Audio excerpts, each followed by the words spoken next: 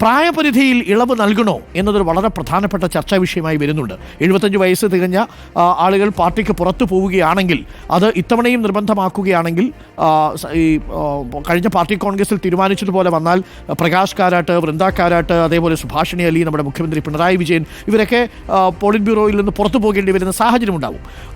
PK Gurudasan നിലപാട് വ്യക്തമാക്കുന്നു. പിണറായി വിജയന് അടുത്ത തവണ ഇളവ് നൽകേണ്ട കാര്യമില്ല എന്നാണ് PK ഗുരുദാസൻ പറയുന്നത്. മന്ത്രിസഭയിൽ നിന്ന് KN ബാലഗോപാലും P രാജീവും MB രാജേഷും മുഖ്യമന്ത്രിയാകാൻ യോഗ്യരാണ്. CPM സംസ്ഥാന സെക്രട്ടറി MV ഗോവിന്ദനും മുഖ്യമന്ത്രിയാകാൻ യോഗ്യനാണെന്ന് PK ഗുരുദാസൻ പറയുന്നു. നമുക്ക് PK ഗുരുദാസൻ പറയുന്നത് കൂടി ഒന്ന് കേട്ടുവരാം. 1995 അവസാനമായി കൊല്ലത്ത് CPMൻ്റെ സംസ്ഥാന സമ്മേളനം നടന്നപ്പോൾ സംഘാടക സമിതി ജനറൽ കൺവീനറായിരുന്നു PK ഗുരുദാസൻ. കൊല്ലത്തിന് CPM സമ്മാനിച്ച PK ഗുരുദാസനാണ് നമുക്കൊപ്പം ഉള്ളത്. ആദ്യം തദ്ദേശ സ്വയംഭരണ തിരഞ്ഞെടുപ്പ്, പിന്നാലെ നിയമസഭാ തിരഞ്ഞെടുപ്പ്. സർക്കാരിൻ്റെ പ്രവർത്തനങ്ങളിൽ പലതരത്തിലുള്ള വീഴ്ചകൾ പല കോണിൽ നിന്ന് ആളുകൾ ഉയർത്തുന്ന ഒരു സമയം കൂടിയാണ്. നിലവിൽ എന്തെങ്കിലും വീഴ്ചകളുണ്ടെങ്കിൽ, വീഴ്ചകളില്ലെന്ന് ഞാൻ പറയുന്നില്ല, ഉള്ളത് പരിഹരിക്കാൻ കഴിയുന്നൊരു പാർട്ടിയാണ് CPIM. ഈ കാലഘട്ടത്തിൽ പാർട്ടിക്കൊരു നേതൃത്വ പ്രതിസന്ധിയുണ്ടോ? അടുത്ത ടേമിലേക്ക് പോകുന്ന ഒരു ചർച്ചകളിലേക്ക് വരുമ്പോഴും പിണറായി വിജയൻ എന്നല്ലാതെ ഒരു പേര് പാർട്ടിക്ക് മുന്നിലില്ല എന്നത് യാഥാർത്ഥ്യമല്ലേ? ഇളവ് കൊടുക്കുന്ന പ്രശ്നമാണ്. അത് ഡയറക്റ്റായിട്ടൊക്കെ ചോദിച്ചാൽ പോരായിരുന്നു. ഇളവ് കൊടുക്കുന്നതെന്ന് പറഞ്ഞാൽ പിണറായിക്കാനുള്ള ശേഷിയുണ്ട്, പ്രവർത്തന പരിചയമുണ്ട്. ആ നിലയ്ക്ക് ഇപ്പോഴത്തെ സാഹചര്യത്തിൽ നമുക്ക് മുഖ്യമന്ത്രിയായിട്ട് ഉയർത്തി കാണിക്കാൻ കഴിയുന്നൊരു കേഡർ, വ്യവസായ രംഗത്ത് നല്ല അതുപോലെ ശോഭിക്കുന്ന ഒരു മിനിസ്റ്ററാണ് രാജീവ്. ധനകാര്യ വകുപ്പിൽ നല്ലപോലെ ശോഭിക്കുന്ന ആളാണ് ബാലഗോപാൽ. എക്സൈസ് രംഗത്തും പ്രദേശ വിപണന രംഗത്തും എല്ലാം നല്ലപോലെ ശോഭിക്കുന്ന ആളാണ് രാജേഷ്, MB രാജേഷ്. പിന്നീട് മറ്റുള്ളവർക്ക് അതുപോലെ ഉയർന്നു വരാൻ അവസരം കിട്ടിയിട്ടില്ല. മറ്റുള്ള മിനിസ്റ്റേഴ്സിന് അവസരം കിട്ടിയിട്ടില്ലെന്ന് മാത്രമേ ഉള്ളൂ. അവർക്കാർക്കും കഴിവില്ലെന്ന് ഞാൻ പറയുകയല്ല. മുഖ്യമന്ത്രി കഴിഞ്ഞാൽ പരിഗണിക്കാവുന്ന പേരുകളാണ് സഖാവി പറഞ്ഞ 3 പേരും. ഇന്നിപ്പോൾ ഉയർന്നു നിൽക്കുന്ന പേരുകളാണ് ഞാൻ പറഞ്ഞത്. പാർട്ടിയിൽ അങ്ങനെ ആരുണ്ട്? പാർട്ടിയിലെ ഗോവിന്ദമാഷില്ലേ, വേറെ ഓരോരുത്തരെയും പരീക്ഷിച്ചിട്ടല്ലേ അവർ കഴിവുള്ളവരാണ് ഒന്നും ചെയ്യാക്കത്തുള്ളൂ. അടുത്ത തവണ പിണറായിക്ക് ഇളവ് കൊടുക്കേണ്ട കാര്യമുണ്ടോ? അടുത്ത തവണ കൊടുക്കേണ്ട കാര്യമില്ലല്ലോ. ഇപ്പം തന്നെ ഒരാളിനെ ഉയർത്തിക്കൊണ്ടുവന്നാൽ ഇടയ്ക്ക് തന്നെ പിണറായിയെ മാറ്റി ഒരാളിനെ മുഖ്യമന്ത്രിയാക്കാമല്ലോ. Okay, thank you. മുതിർന്ന നേതാവ് PK ഗുരുദാസനാണ് ഇപ്പോൾ നമ്മുടെ പ്രതിനിധി റഹീസ് റഷീദുമായി സംസാരിച്ചത്. റഹീസ് റഷീദ് പറഞ്ഞതുപോലെ ഈ 1995 കൊല്ലത്ത് സമ്മേളനം തുടങ്ങുമ്പോൾ ഒരു പ്രത്യേകതയുണ്ടായിരുന്നു. CPMൽ ഈ VS പിണറായി പക്ഷം, ഔദ്യോഗിക പക്ഷവും VS പക്ഷവും എന്നീ 2 ചേരികളായിട്ട് വരുന്നതും CITUവിൻ്റെ ഒരു പിടി CPMൽ നഷ്ടപ്പെട്ടു പോകുന്നതും 95 ശേഷമാണെന്ന് പറഞ്ഞു കേട്ടിട്ടുണ്ട്. 95 കൊല്ലത്ത് സമ്മേളനം നടക്കുമ്പോൾ യഥാർത്ഥത്തിൽ അന്ന് നമ്മളൊക്കെ സ്കൂളിൽ പഠിച്ച് കോളേജിലേക്കൊക്കെ പഠിക്കാൻ പോകുന്ന സമയമാണ്. കൊല്ലത്ത് സമ്മേളനം നടക്കുന്ന സമയത്ത് വലിയ ചർച്ചകൾ ആ ഘട്ടത്തിൽ നടക്കുന്നത് പത്മലോചനൻ എന്ന് പറയുന്ന അന്നത്തെ CITUവിൻ്റെ സംസ്ഥാന സെക്രട്ടറി, അദ്ദേഹം സംസ്ഥാന കമ്മിറ്റിയിലേക്ക് മത്സരിക്കുന്നു. മറുഭാഗത്ത് VS പക്ഷക്കാരനായ P രാജേന്ദ്രനാണ് മത്സരിക്കുന്നത്. അന്ന് P രാജേന്ദ്രനാണ് സംസ്ഥാന കമ്മിറ്റിയിലേക്ക് പോകുന്നത്. പത്മലോചനൻ പിന്നീട് സംസ്ഥാന കമ്മിറ്റിയിലേക്ക് എത്തിയിട്ടില്ല. പത്മലോചനൻ പക്ഷേ പണ്ട് കാലത്തെ ഈ ആന്ധ്രാപ്രദേശിൽ അന്ന് നമ്മുടെ CPIM രൂപീകരിക്കുന്ന സമയത്തുള്ള അംഗമാണ്. പക്ഷേ അദ്ദേഹത്തിന് കൊല്ലത്തെ നിന്നും സംസ്ഥാന സമിതിയിലേക്ക് പോകാൻ സാധിച്ചില്ല. അവിടെ മുതലാണ് വിഭാഗീയതയുടെ ഒരു കനൽ ആളിക്കത്തി തുടങ്ങുന്നത്. പിന്നീട് അതങ്ങോട്ട് വരുന്നു. 2005 വരെ ആ വിഭാഗീയത പല രീതിയിലും ഒളിഞ്ഞും തെളിഞ്ഞും നിന്നു. മാരാരിക്കുളത്ത് VS ഇടതുമുന്നണി ജയിക്കുമ്പോൾ VS തോക്കുന്ന അവസ്ഥയുണ്ടാകുന്നു. അതൊക്കെ വിഭാഗീയതയെ ആളിക്കത്തിച്ചതാണ്. എന്നാലും കൊല്ലത്ത് ഇത്തവണ സമ്മേളനം നടക്കുമ്പോൾ ഒരു തരത്തിലുമുള്ള വിഭാഗീയതയും ഇല്ല എന്നാണ്. റഹീസ് റഷീദ് നമുക്കൊപ്പം ചേരുന്നുണ്ട് കൂടുതൽ വിവരങ്ങളുമായി.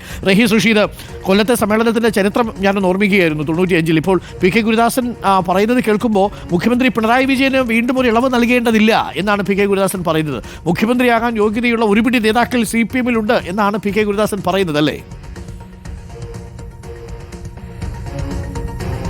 Doctor Arun, good morning. PK Gurudasan CPMനകത്ത് പിണറായി വിജയന് ശേഷം ആരാണ് മുഖ്യമന്ത്രി സ്ഥാനത്തേക്ക് ഉള്ളത് എന്ന നിരന്തരമായി ഉയർന്നു കേൾക്കുന്ന ചോദ്യങ്ങൾക്ക് ഉത്തരം പറയുകയാണ് കേന്ദ്ര കമ്മിറ്റി അംഗം വരെ ആയിരുന്ന മുതിർന്ന നേതാവായ PK ഗുരുദാസൻ.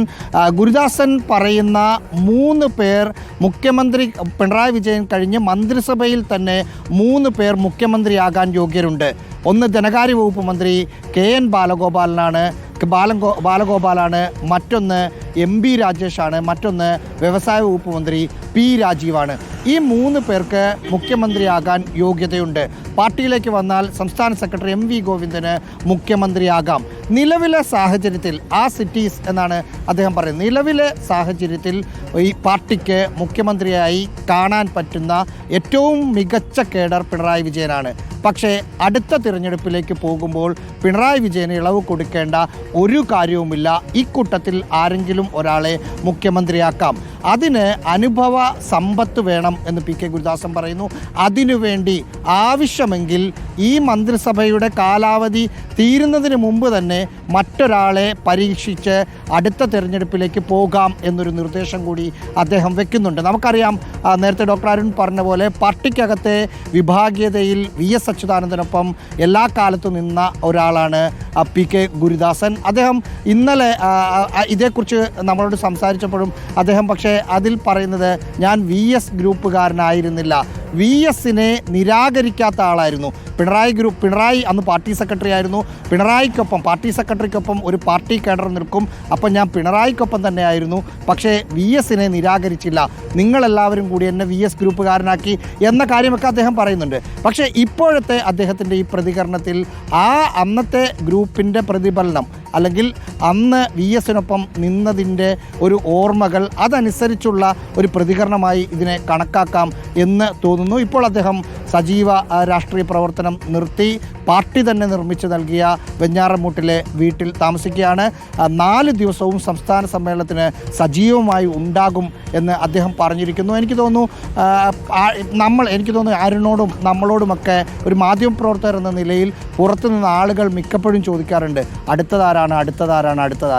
അതിന് പാർട്ടിയിൽ നിന്ന് തന്നെ ഒരു മുതിർന്ന നേതാവ് 3 or 4 ഓപ്ഷൻ പാർട്ടിക്ക് മുന്നിലേക്ക്, പൊതുജനങ്ങളിലേക്ക് മുന്നിലേക്ക് വെക്കുന്നു എന്നതാണ് PK ഗുരുദാസൻ്റെ വാക്കുകളുടെ പ്രത്യേകത. ഈ റഹീസ് PK ഗുരുദാസനുമായിട്ട് സംസാരിക്കുമ്പോഴേ കേരളത്തിലെ ഈ രാഷ്ട്രീയ നേതാക്കളെ കുറിച്ച് നമ്മൾ പറയുമ്പോൾ പല രാഷ്ട്രീയ നേതാക്കളും വളരെ, അത് UDFലും LDFലും ഉണ്ട് കേട്ടോ, നമ്മൾ ഏതെങ്കിലും ഒരു നേതാവിനെ കുറിച്ച് മാത്രം പറയരുത്.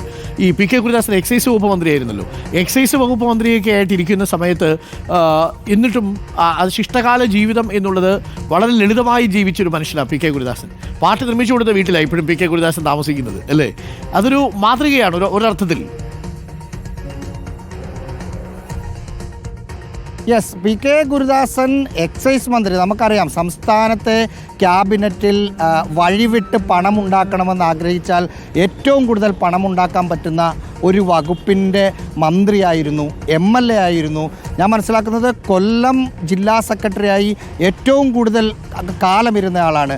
പാർട്ടി ഭരിക്കുമ്പോഴും ജില്ലാ സെക്രട്ടറി ആയിട്ടിരുന്നുണ്ട്, പ്രതിപക്ഷത്തായിരുന്ന സമയത്തും ജില്ലാ സെക്രട്ടറി ആയിട്ടിരുന്ന ആളാണ്. അങ്ങനെ ഒരാൾക്ക്, അതേക്കുറിച്ച് നമ്മൾ സംസാരിച്ചിരുന്നു. 3 സെൻറ്റ് സ്ഥലം എനിക്ക് വീടിൻ്റെ ഓഹരിയായി കിട്ടി, പക്ഷേ കുടുംബത്തിലുള്ള ഒരാൾക്ക് മറ്റ് വീട് വെക്കേണ്ട ഒരു സാഹചര്യം വന്നപ്പോൾ അത് ഞാൻ അവർക്ക് കൊടുത്തു എന്നൊക്കെ അദ്ദേഹം പറയുന്നുണ്ട്. മറ്റൊരു കാര്യം അദ്ദേഹം പറയുന്നത്, അന്ന് എൻ്റെ താല്പര്യമായിരുന്നു എക്സൈസ് വകുപ്പാകുക, വ്യവസായ വകുപ്പാകണമെന്ന് ഞാൻ ആഗ്രഹിച്ചാൽ അന്ന് തന്നെ VS ആക്കിയേനെ. പക്ഷേ എനിക്ക് എക്സൈസ് വകുപ്പ് വേണം, അതിൽ കുറേ കാര്യങ്ങൾ ചെയ്യണമെന്നുണ്ടായിരുന്നു, അത് ചെയ്തു എന്നും അദ്ദേഹം പറയുന്നു. Thank you Rahees Rasheed.